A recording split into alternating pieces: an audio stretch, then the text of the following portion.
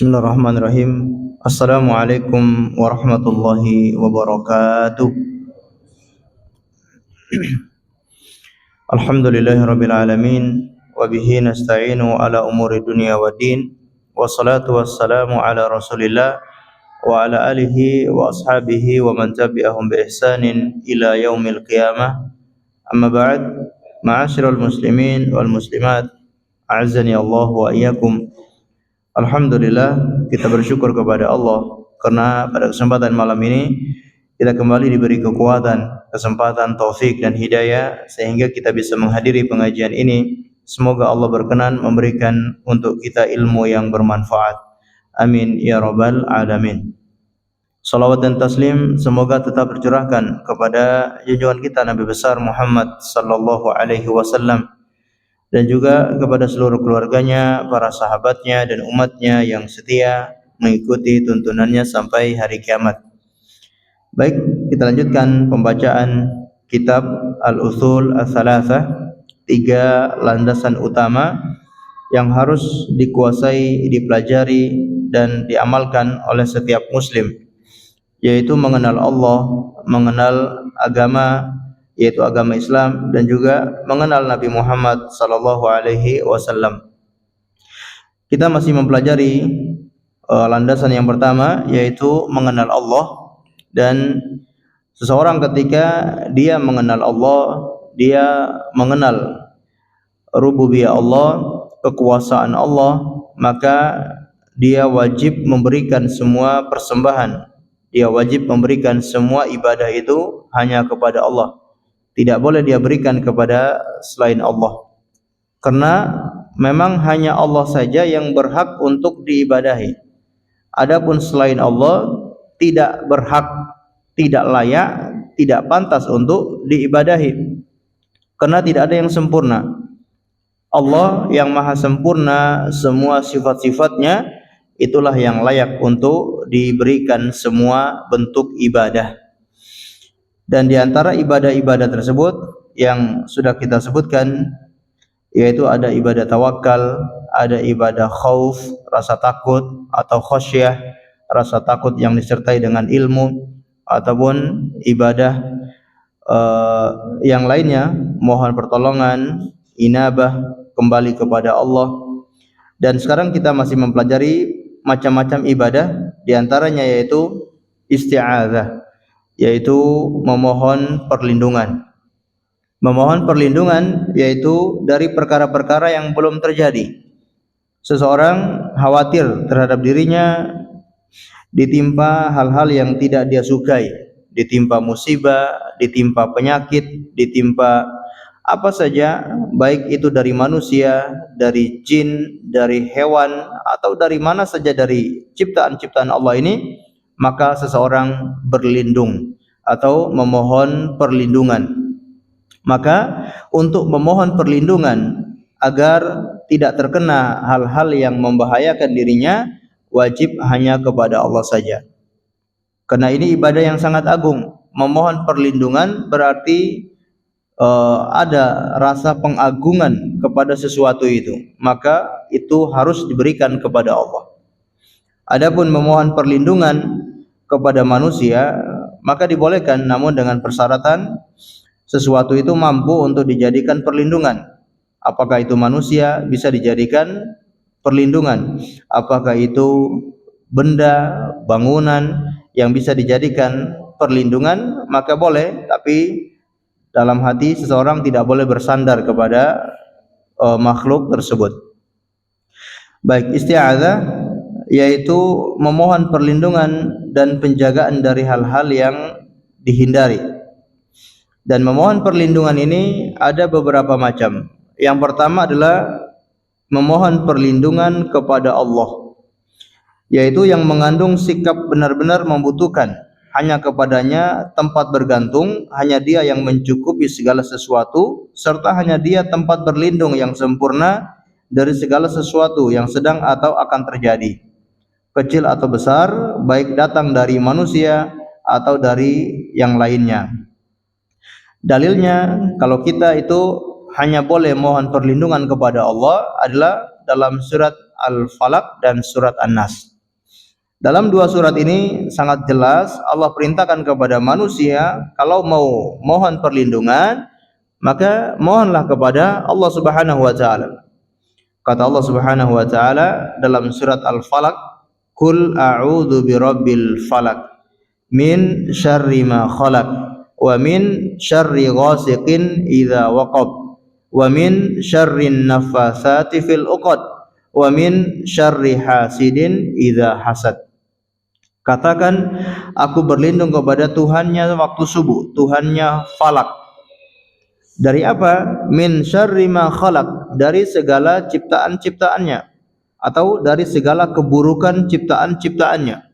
Kemudian dari apa lagi? Wa min syarrin naffatsati fil 'uqad, atau min syarri qul a'udzu bil falaq min syarri ma khalaq wa min syarri ghasiqin idza waqab, dari gelapnya malam atau dari malam apabila telah gelap gulita. Yang pertama dia memohon perlindungan dari segala ciptaan-ciptaan Allah yang buruk-buruk. Kemudian diperincikan lagi dia memohon perlindungan dari waktu malam apabila telah gelap gulita.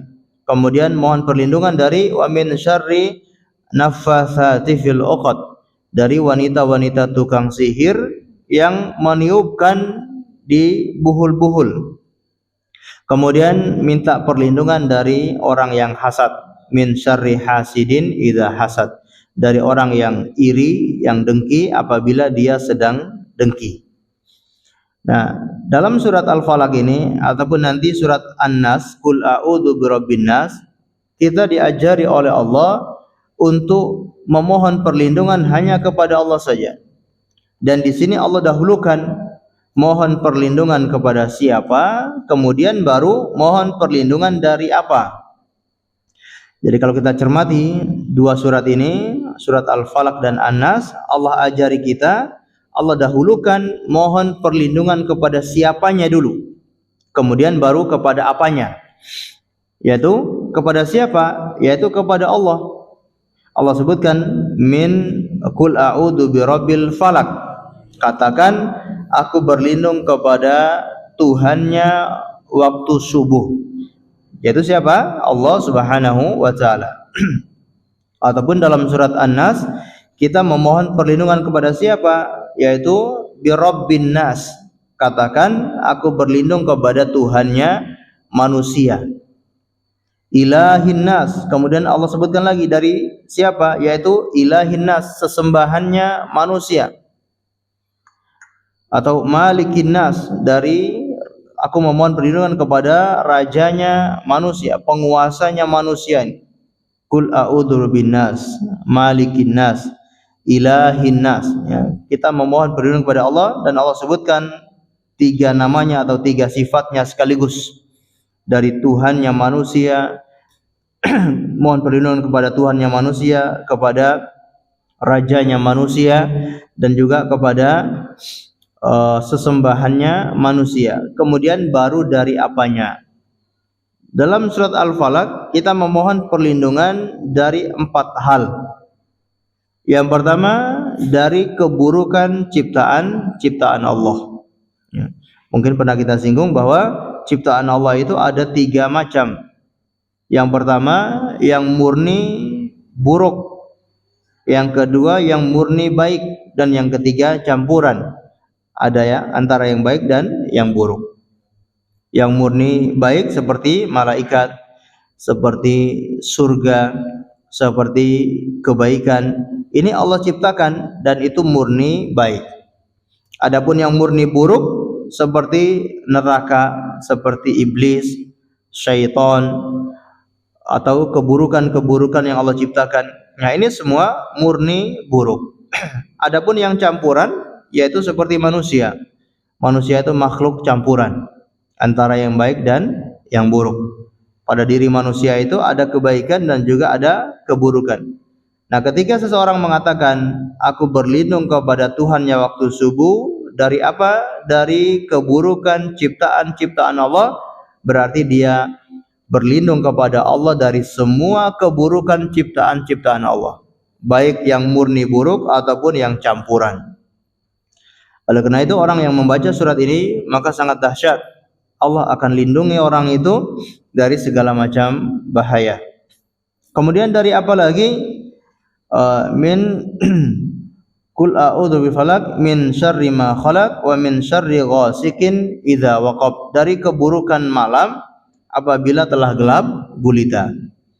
Ya, karena malam itu sumber keburukan.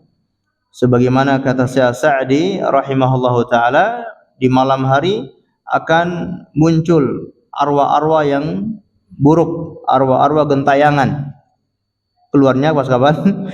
Pas malam hari.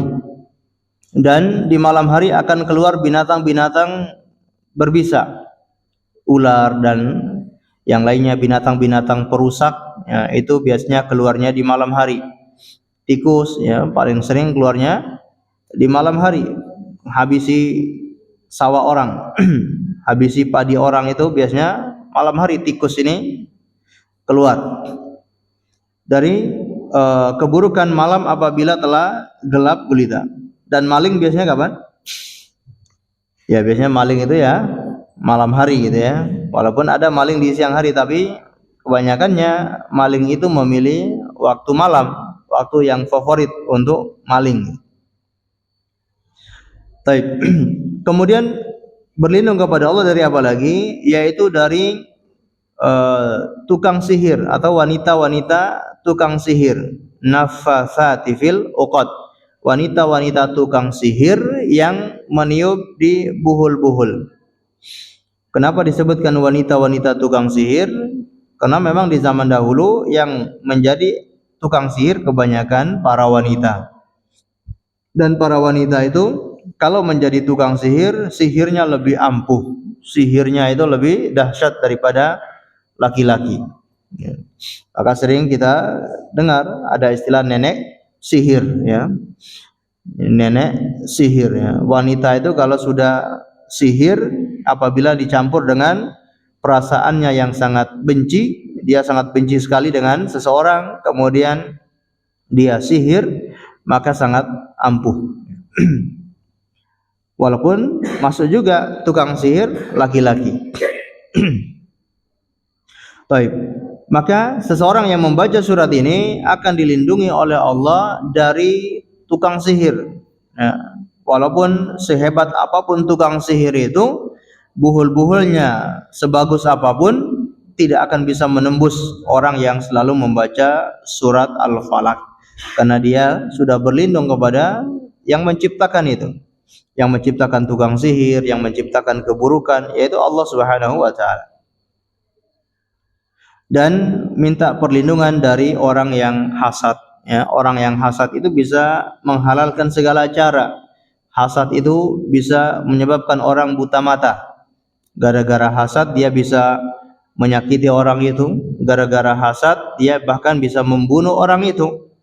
Ya, ini penyakit yang sangat berbahaya. Kita tahu sebab pembunuhan pertama kali di muka bumi ini atau yang terjadi pada manusia, yaitu karena dari perasaan hasad. Anak Adam, Qabil, yang hasad kepada saudaranya Habil, dia akhirnya sampai membunuh saudaranya itu. Nah, ini gara-gara hasad. Jadi kita memohon perlindungan kepada Allah dari orang-orang yang hasad. Karena keburukan-keburukan yang ditimbulkan oleh orang yang hasad itu sangat besar.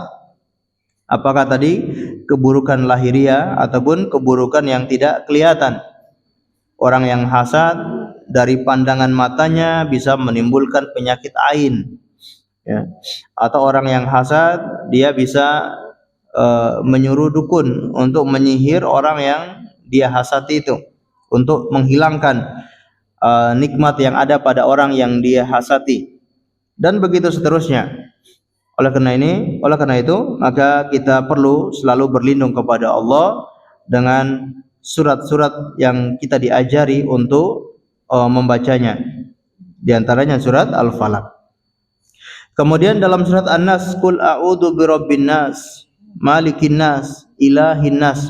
Ya, katakan aku berlindung kepada Tuhannya manusia, malikin nas, rajanya manusia, ilahin nas, sembahannya manusia, dari apa?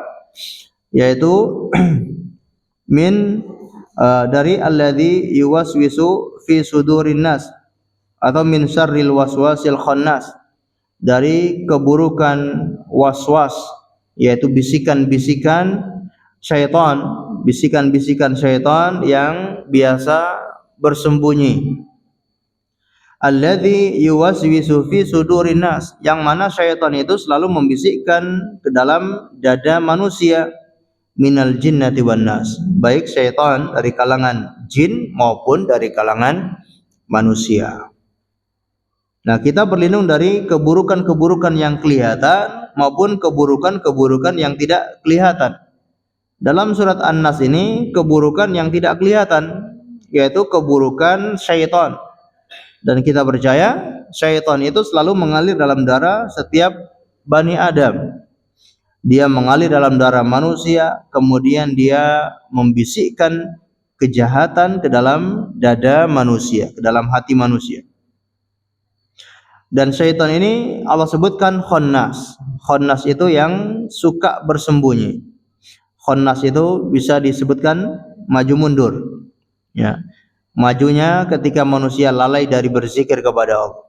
Mundurnya ketika manusia sedang berzikir kepada Allah. Ini sifatnya syaitan, yaitu khannas, selalu maju mundur. Ketika manusia lalai dari zikir kepada Allah, maka dia akan maju untuk menggoda manusia.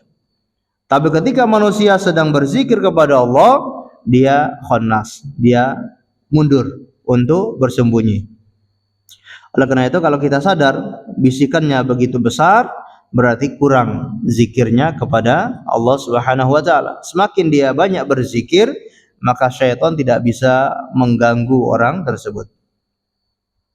Baik, dan syaitan itu baik dari kalangan jin maupun dari kalangan manusia. Baik, jadi isti'adzah, mohon perlindungan yang pertama yaitu mohon perlindungan kepada Allah yang disertai dengan ketundukan, pengagungan dan menyandarkan segala urusan hanya kepada Allah. Maka model seperti ini tidak boleh diberikan kecuali hanya kepada Allah. Kemudian juga yang kedua yang dibolehkan juga adalah memohon perlindungan dengan sifat-sifat Allah, ya. Memohon perlindungan dengan sifat-sifat Allah. Ini juga hukumnya boleh. Di antara contoh sifat Allah adalah sifat kalam, sifat berbicara. Kalimat-kalimat yang Allah bicarakan, yang Allah ungkapkan, ini boleh kita memohon perlindungan darinya. Misalkan kata Nabi SAW mengajarkan sebuah doa, yaitu a'udzu bikalimatillahi tammati min syarri ma khalaq. Barang siapa yang turun di suatu tempat, dia singgah di suatu tempat, apakah di dalam ruangan, atau dia singgah di suatu lembah, atau dia singgah di tempat manapun, kemudian dia membaca a'udzu bikalimatillahi tammati min syarri ma khalaq, maka tidak akan membahayakannya apapun. Tidak akan membahayakannya jin yang jahat ataupun binatang-binatang berbisa, binatang-binatang buas, atau apa saja kejahatan-kejahatan manusia tidak akan bisa menimpa orang itu kalau dia membaca doa ini. Apa makna doa ini? A'udzu bikalimatillah. Aku memohon perlindungan dengan kalimat-kalimat Allah.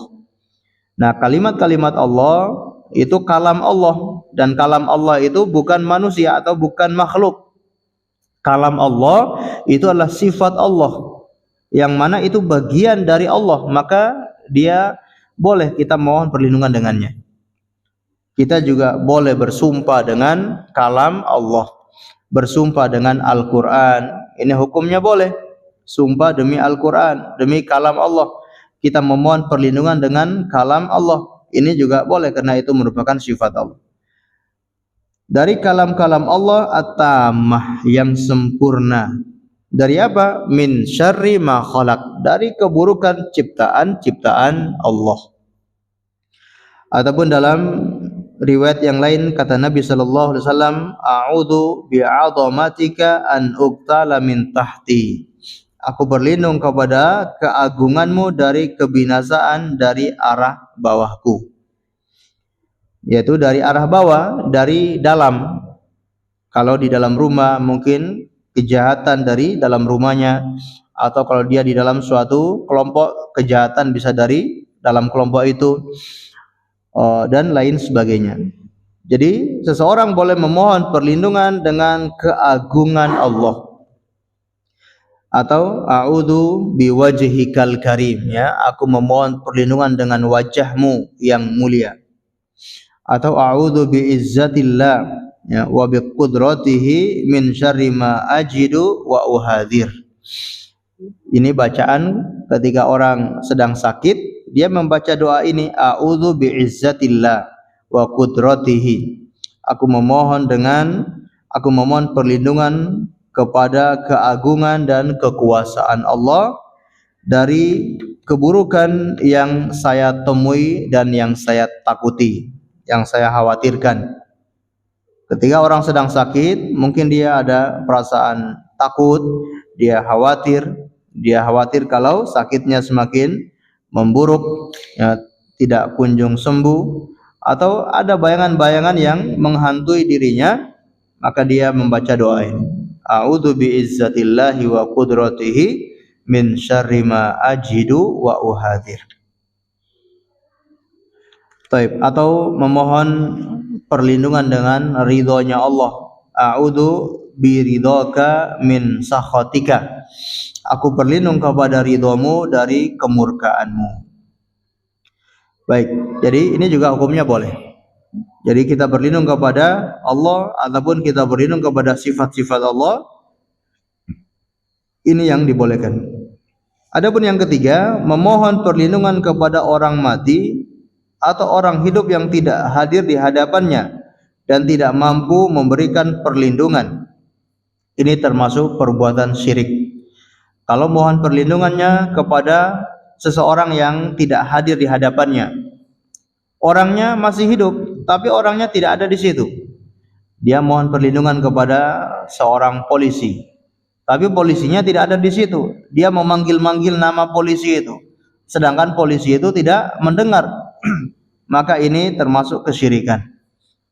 Atau orang yang sudah mati, berarti dia mohon perlindungan kepada arwah orang yang sudah mati, ini termasuk syirik besar, karena berarti dia punya keyakinan makhluk ini punya kemampuan untuk mendengar permohonannya, punya kemampuan untuk bisa menjawab permohonannya, bisa melindunginya. Nah, keyakinan seperti ini tentunya tidak boleh kecuali hanya kepada Allah. Orang yang sudah mati, arwah, jin, ataupun orang yang tidak ada di hadapannya, maka tidak punya kemampuan sama sekali untuk menolongnya. Maka kalau dia berani mohon perlindungan dengan orang seperti ini, berarti dia punya keyakinan tertentu. Kalau sesuatu ini punya kehebatan, atau makhluk ini atau arwah ini punya kemampuan, jasad ini punya kemampuan, atau roh yang meninggal ini punya kemampuan dan seterusnya, maka ini semua termasuk kesyirikan. Baik. Sebagaimana firman Allah Subhanahu wa taala, wa annahu kana rijalun minal insi ya'udzuna birijalin minal jinni fazaduhum rahaqa. Allah sebutkan bahwa ada sebagian kalangan manusia yang memohon perlindungan kepada laki-laki dari kalangan jin, fazaduhum rahaqa, maka menambah kepada mereka dosa, kesesatan ataupun kehinaan. Baik, dalam surat Al-Jin ini Allah menceritakan tentang manusia yang mohon perlindungan kepada jin. Ketika mereka mohon perlindungan kepada jin, yang terjadilah jin itu semakin menyesatkan mereka. Ya, jin itu pengen disembah, pengen diagungkan oleh manusia. Begitu ada manusia yang minta perlindungan kepada jin, mereka merasa besar, berarti manusia ini tunduk kepada saya. Akhirnya dia memperdaya manusia untuk mempersembahkan sesuatu. Kalau tidak mempersembahkan, nanti akan di teror dengan hal-hal yang tidak diinginkan oleh manusia itu. Diteror dengan kesurupan, diteror dengan hal-hal yang tidak mereka sukai, diteror dengan berbagai macam. Atau itu hanya ancaman saja. Kalau tidak memberikan ini akan terjadi seperti ini. Kalau tidak mempersembahkan ini akan terjadi begini. Atau kalau tidak mempersembahkan ini maka arwah ini tidak akan melindungi penduduk tersebut atau melindungi wilayah tersebut. Ini hanyalah tipu daya syaitan, ya. Syaitan, jin tidak punya kemampuan kecuali dari Allah Subhanahu wa taala. Yang terjadi ketika manusia mulai merasa takut, mereka mulai mempersembahkan sesuatu kepada jin-jin itu, akhirnya jin itu semakin membuat mereka sesat. Dan itu yang terjadi di kebanyakan kaum muslimin di zaman sekarang ini, yang mana mereka sangat takut dengan jin, ya, atau takut dengan yang mereka anggap sebagai arwah leluhur mereka. Kalau mereka datang ke suatu tempat belum pamitan ke arwah leluhur itu, mereka khawatir, was-was, nanti mereka diganggu, nanti mereka akan mendapatkan bahaya, keburukan dan seterusnya. Akhirnya begitu datang ke tempat tersebut harus minta izin dulu sama bau reksonya yang menjadi yang diagungkan di tempat tersebut, ya. Dan itu masih berlaku di masyarakat. Dan ini tentunya syirik besar, memohon perlindungan kepada jin ataupun kepada arwah-arwah leluhur. Makanya kenapa ada ritual-ritual tertentu, setiap tahun diadakan ritual ini untuk mohon perlindungan agar masyarakat mereka dilindungi sama arwah leluhur, supaya leluhur mereka itu bisa mengayomi mereka, supaya bisa mencegah datangnya bencana. Ini semua kebatilan, ya. Orang yang sudah meninggal dunia itu sudah pindah ke alam lain, sudah di alam barzah, tidak ada hubungan sama sekali dengan orang yang masih hidup. Arwahnya tidak mungkin bisa keluar ke dunia. Arwahnya sudah berpindah ke alam barzah, tidak mungkin arwahnya gentayangan keluar dunia. Itu semua hanya kerjaannya siapa? Jin, ya. Itu semua hanya kerjaannya jin, ngaku-ngaku saya mbah ini, ya. Minta yang disukai oleh mbah itu. Mbah itu waktu hidup sukanya apa misalkan.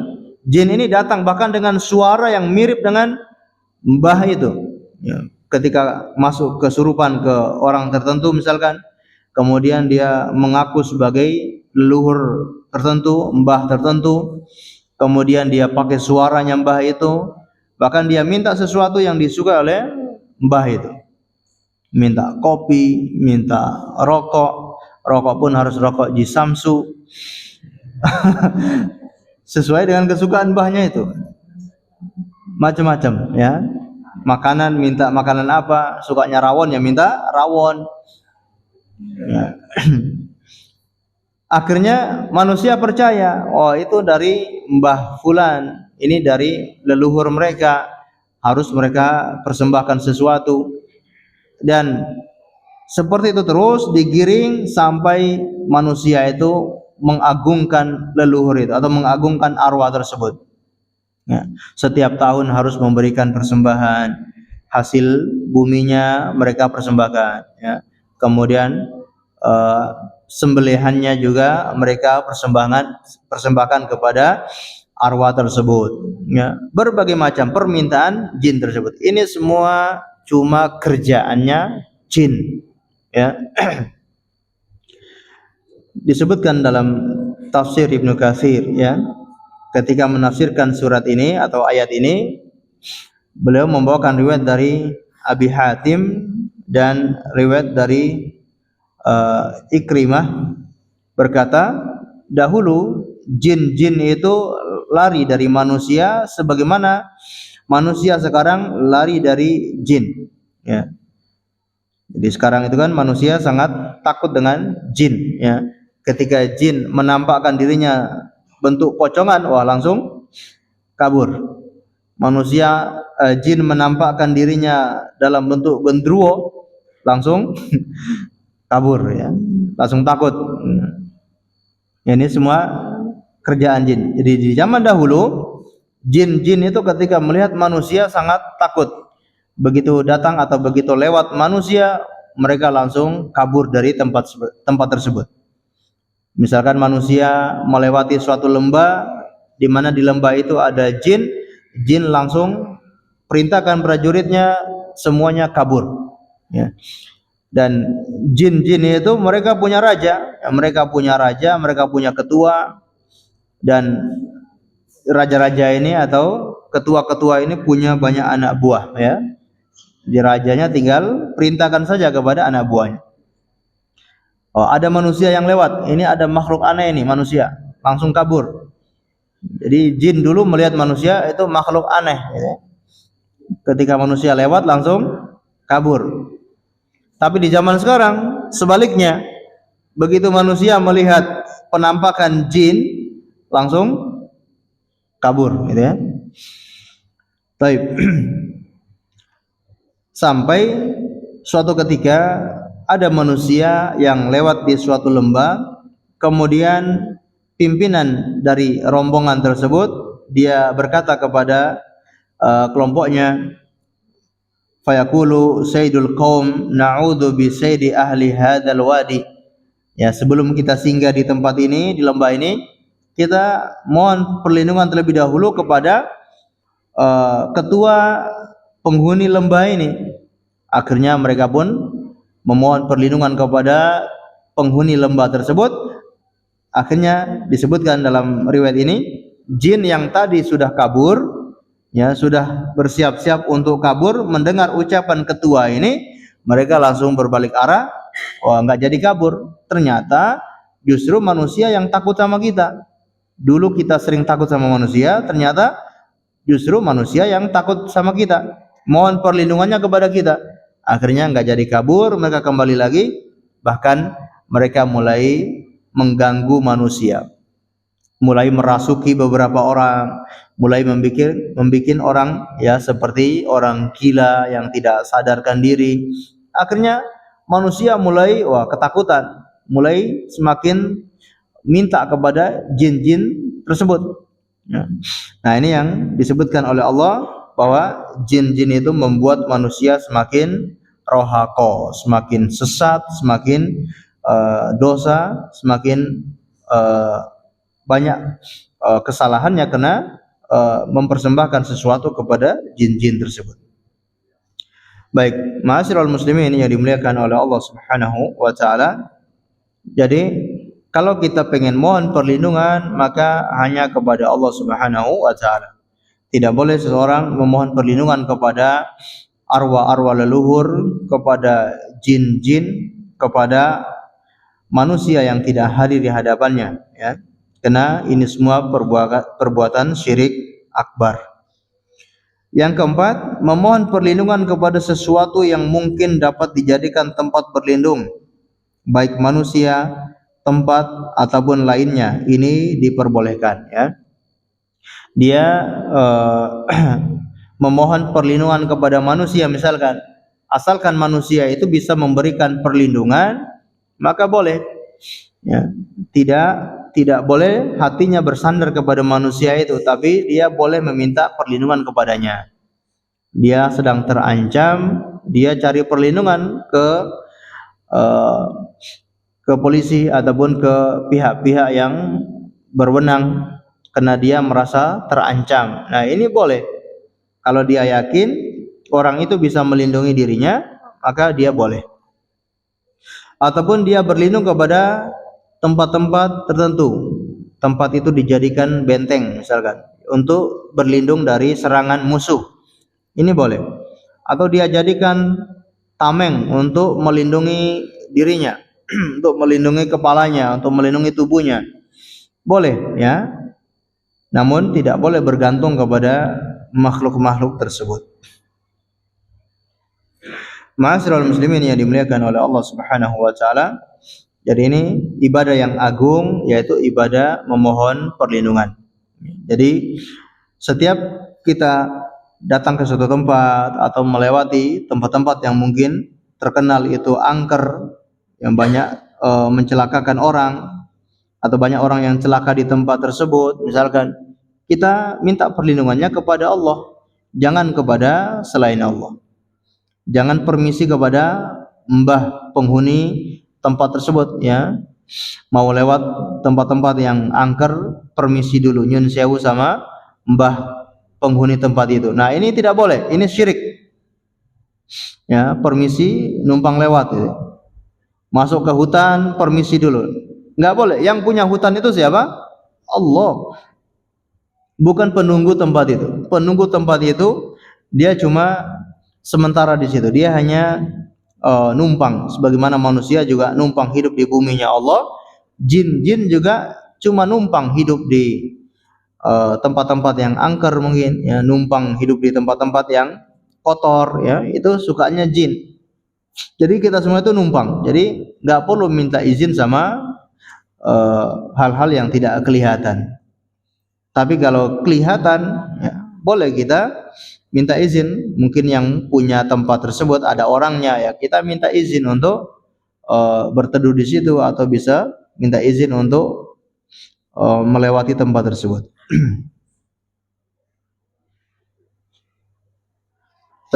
Termasuk perilaku sebagian orang ketika melewati jembatan atau tempat-tempat yang angker harus memberi klakson, misalkan membunyikan klakson gitu.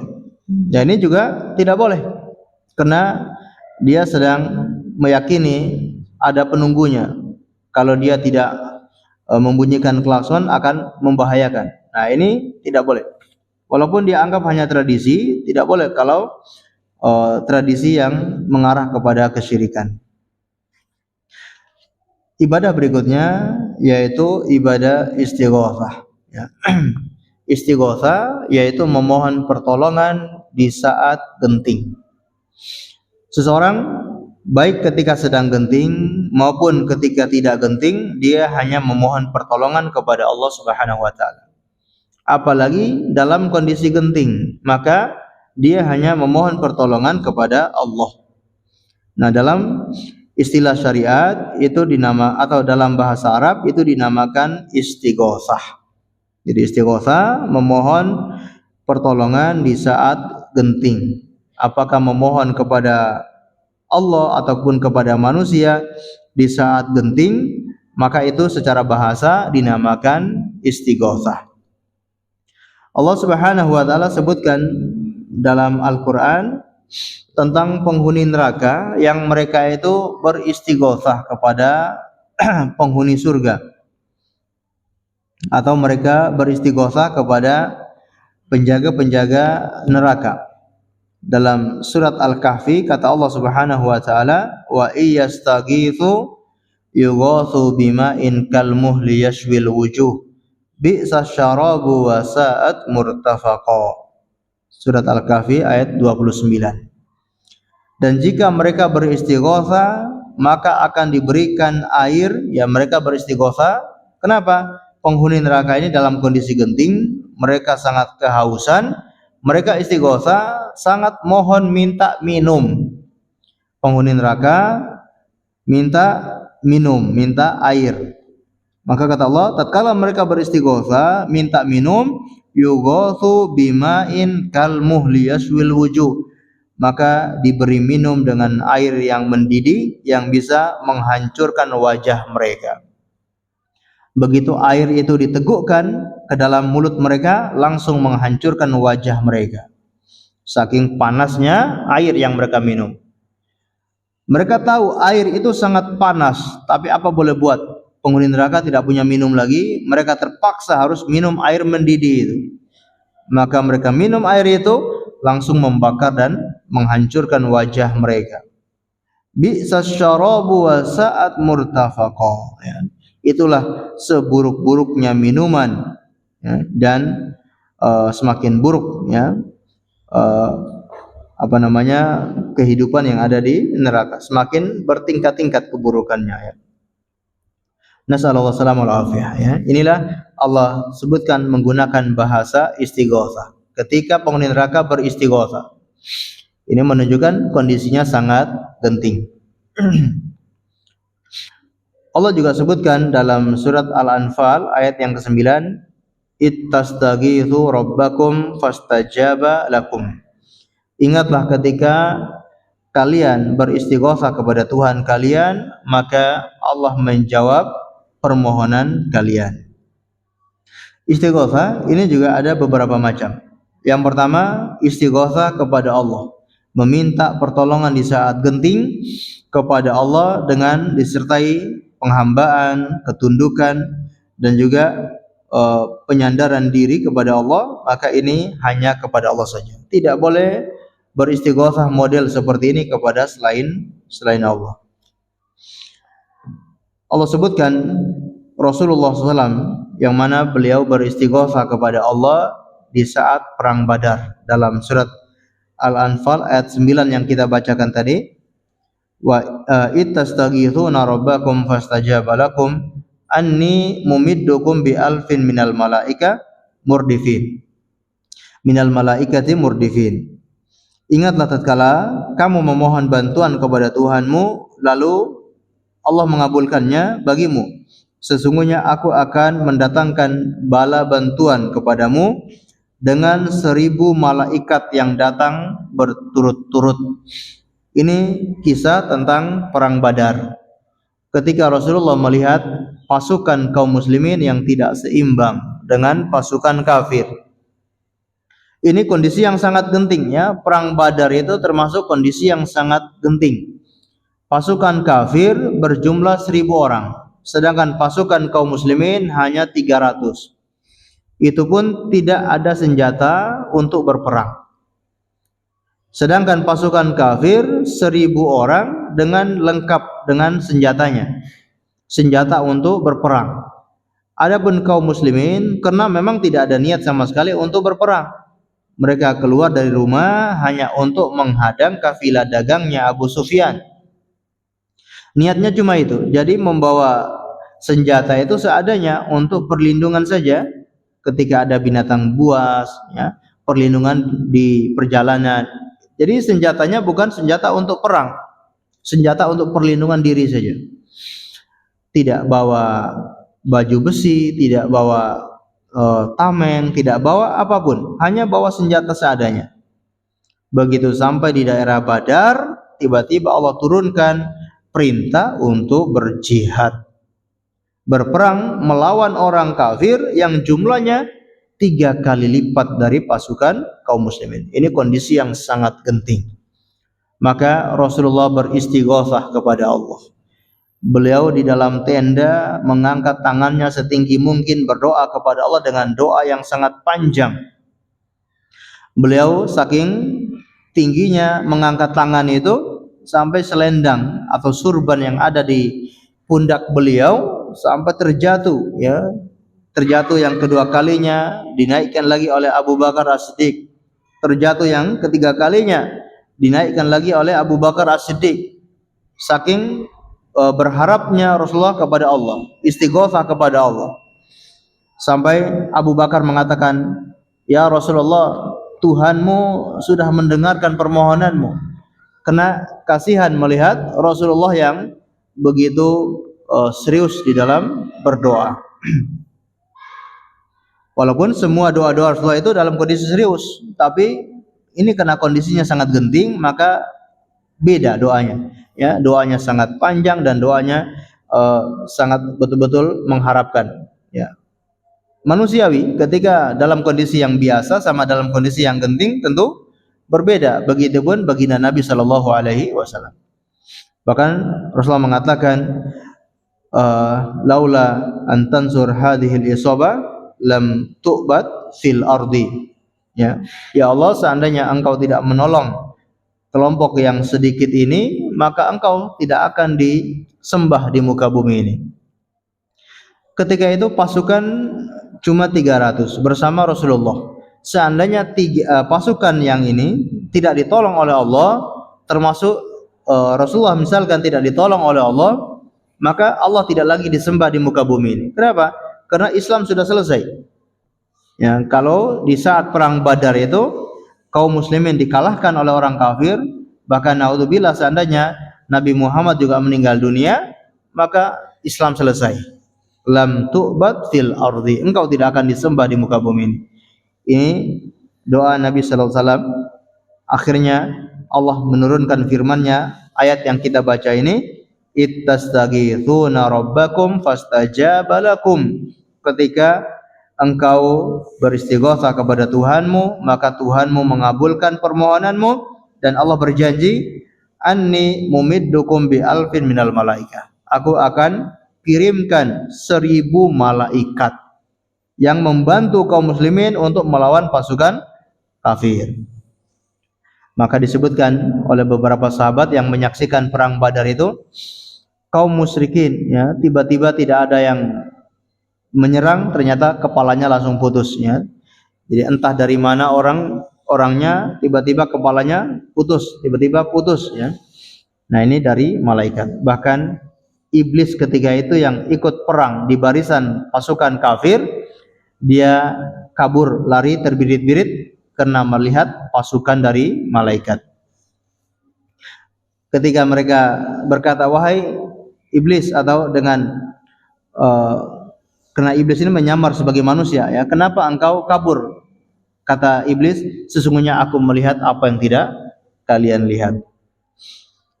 Baik, ini istighatsah hanya kepada Allah Subhanahu wa taala. Adapun yang kedua yaitu istighatsah kepada manusia yang mampu ya, dalam kondisi genting, mungkin di tengah laut ya, ternyata naudzubillah ada kapal tenggelam, kemudian dia minta bantuan. Nah, boleh dia minta bantuan kepada manusia. Ini dalam kondisi yang genting. Atau ya ketika ada bencana, ada banjir besar, orang tidak bisa menolong dirinya sendiri, dia butuh bantuan. Nah, ini kondisi sangat genting. Itu dinamakan istighatsah. Ataupun ketika kebakaran dan seterusnya. Adapun istighatsah kepada mayit ya, kepada orang yang sudah meninggal dunia, kepada arwah leluhur dan seterusnya, maka ini hukumnya syirik ya. Apakah arwah para wali, orang-orang soleh, tidak boleh kita beristighatsah kepada mereka. Allah a'lam bishawab. Kita dengarkan azan terlebih dahulu, kemudian kita lanjutkan sedikit insyaallah.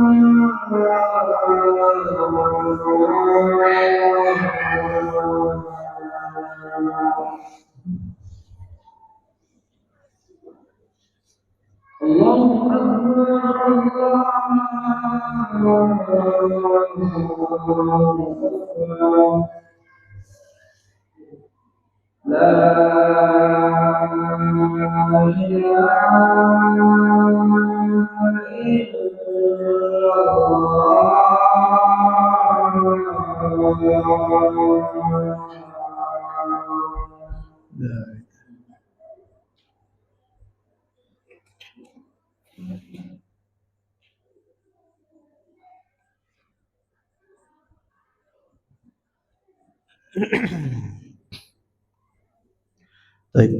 Ma'asyiral muslimin wal muslimat, a'azzani Allah wa iyyakum. Istighatsah ini hanya kepada Allah Subhanahu wa taala. Apalagi ketika kondisinya semakin genting, harusnya orang semakin kembali kepada Allah. Bukan justru malah menyekutukan Allah. Orang-orang musyrikin di zaman dahulu, kalau mereka dalam kondisi genting, mereka tinggalkan berhala-berhala, mereka tinggalkan Tuhan-Tuhan selain Allah, mereka menghadapkan hatinya betul-betul hanya kepada Allah, ikhlas, tidak menyekutukan Allah dalam kondisi yang genting. Ketika di lautan, ya, idza raqibu fil fulki da'awallaha mukhlishina lahuddin. Apabila mereka menaiki kapal lalu mendapatkan musibah, badai dan seterusnya, mereka berdoa kepada Allah dengan ikhlas, meninggalkan Tuhan-Tuhan mereka. Namun kata Allah, apabila diselamatkan ke daratan, sudah sampai di darat, mereka kembali berbuat syirik kepada Allah. Nah, orang-orang di zaman sekarang ketika kondisi genting justru bukan kembali kepada Allah, malah ketika kondisi genting minta kepada penghuni-penghuni kubur. Ini lebih buruk dari orang-orang musyrikin di zaman dahulu. Orang-orang musyrikin di zaman dahulu ketika kondisi genting kembali kepada Allah, tapi orang-orang di zaman sekarang kondisinya genting atau enggak genting malah kembalinya ke kuburan, kembalinya ke arwah-arwah leluhur. Nah, ini semua keburukan, bahkan lebih buruk dari orang-orang terdahulu. Dan itu tentunya banyak di masyarakat. Ketika dalam kondisi genting, mereka datang ke kuburan-kuburan wali untuk istighatsah di sana. Bahkan untuk mau menghadapi ujian nasional atau ujian kelulusan, pergi istighatsah satu sekolahan, pergi istighatsah ke kuburan dan seterusnya. Dan itu banyak. Nah, ini semua adalah kesesatan dan juga kesyirikan kalau dia istighatsahnya kepada mayit-mayit penghuni kubur itu. Semoga Allah Subhanahu wa taala melindungi kita semua dari segala macam keburukan yang nampak maupun yang tersembunyi. Allahu a'lam bishawab. Barangkali cukup sekian yang dapat kami sampaikan, semoga bermanfaat untuk kita semuanya. Mungkin masih ada waktu bagi yang ingin bertanya, kami persilakan. Nggih.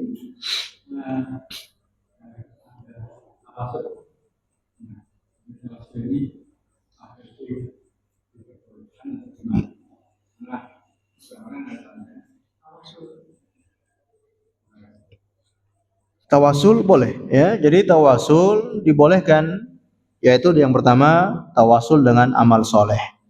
Kita punya amalan-amalan soleh, kita gunakan untuk tawasul, ya.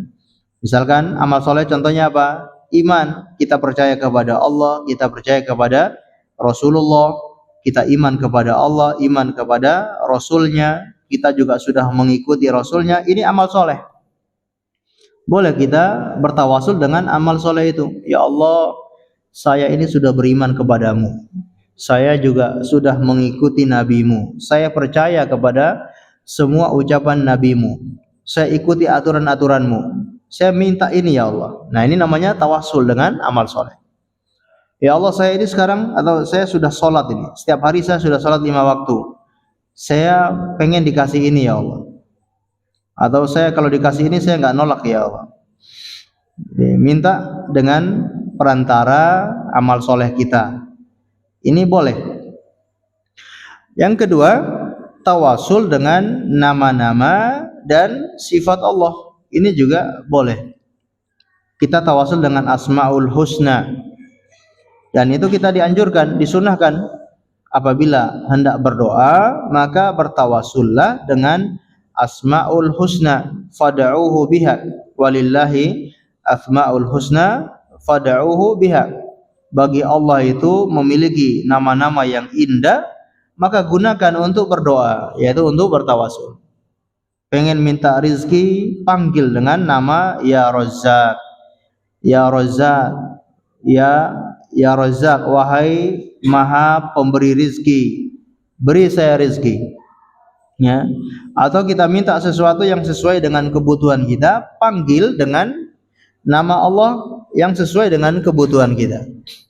Ini tawasul dengan asma wa sifat, ya, atau asma Allah, Asmaul Husna.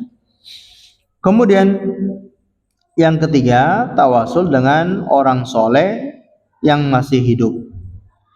Kalau kita punya kenalan orang soleh yang secara keyakinan kita dia orang soleh, secara zahirnya dia orang soleh, mengamalkan ajaran Islam, dia mengamalkan sunnah-sunnah Rasulullah, secara zahir kita menilai dia orang soleh.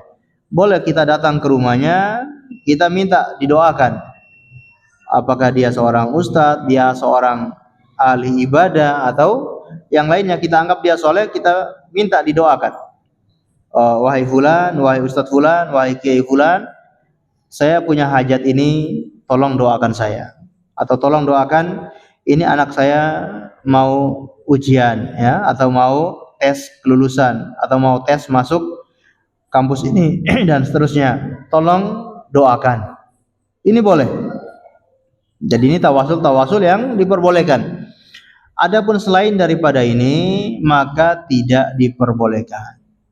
Apakah tawasul dengan kedudukan Rasulullah, apakah tawasul dengan Syekh Abdul Qadir Al-Jailani, tawasul dengan kiai fulan yang sudah meninggal dunia, maka semua itu tidak diperbolehkan.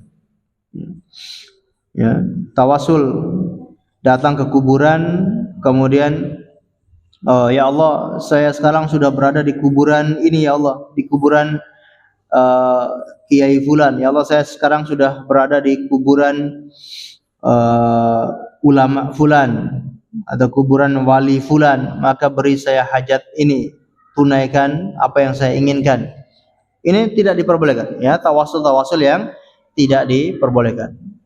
Dan tawasul ini yang tidak diperbolehkan ini bisa mengarah kepada kesyirikan. Walaupun memang bukan termasuk syirik besar, tapi akan menjerumuskan ke dalam syirik yang besar, ya. Naudzubillah min dzalik. Allahu a'lam bishawab. Baik, cukup kita akhiri dengan membaca doa kafaratul majlis. Subhanakallahumma wa bihamdika asyhadu an la ilaha illa anta astaghfiruka wa atubu ilaik. Wa sallallahu ala nabiyyina Muhammad wa ala alihi washabbihi wasallam. Terima kasih atas segala perhatiannya. Mohon maaf atas segala kekurangannya. Assalamualaikum warahmatullahi wabarakatuh.